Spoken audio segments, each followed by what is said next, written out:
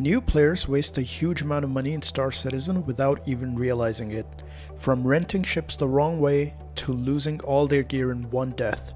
These are the biggest traps beginners keep falling into. Let's start off by talking about renting ships. The game doesn't do a great job of explaining this. When renting a ship, the timer runs in real world time, not in-game time. Let's see how this works. Alright, here we are trying to rent the Aurora Mach 1 MR. That 1 day you see there is real world time, not in-game time. So once we've rented the ship, the timer has basically started. So if we head over to the hangar, as you can see, I haven't even delivered the ship yet, but the timer has already gone down by 2 minutes, and that continues to tick. So when you're renting a ship in game, make sure you're going to be playing for a couple of hours to utilize that ship. If I logged out right now and log back in tomorrow at the same time, I would have already lost the ship, and that's a lot of in-game credits down the drain.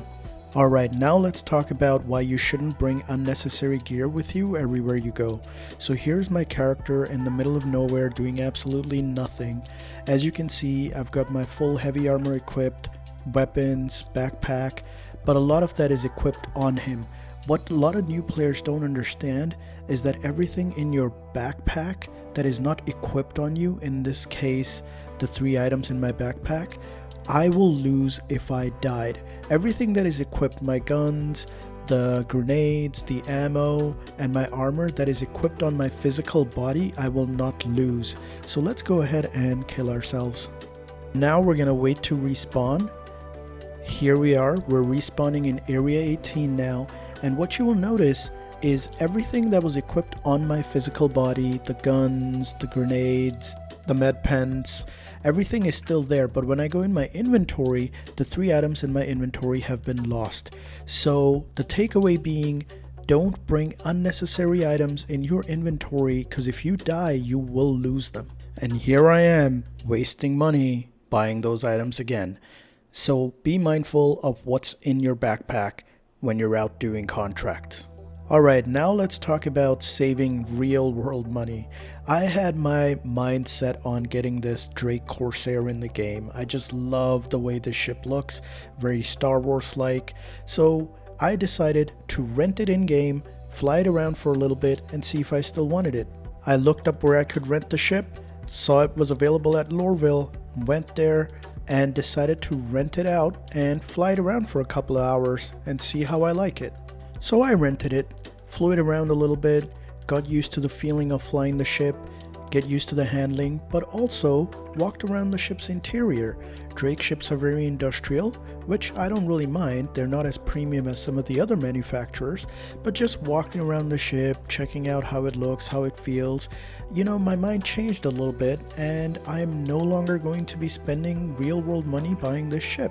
So the takeaway here is rent the ships, try them out for a couple of days or maybe hours, and see if you really truly want to spend that money in buying and owning the ship, because your mind might change.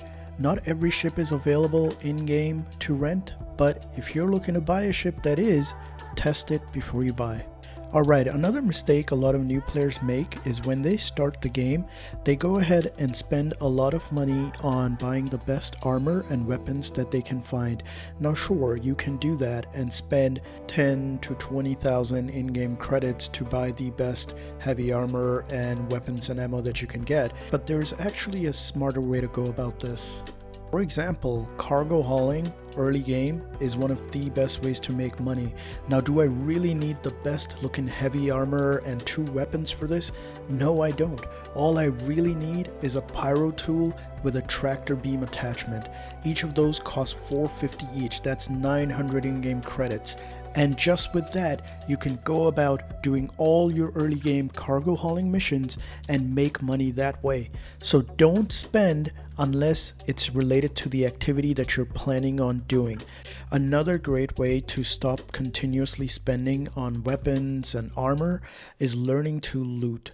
When doing FPS contracts or any other missions which require you to kill enemies, you can loot a lot of their bodies. So pretty much all the enemies are carrying weapons, armor, ammo. So here I'm just looting a gun and a couple of med pens from this guy's body, and then later on I needed some more ammo, so I decided to loot ammo for the gun that I just looted, and I even transitioned to the gun because my current ammo was running low.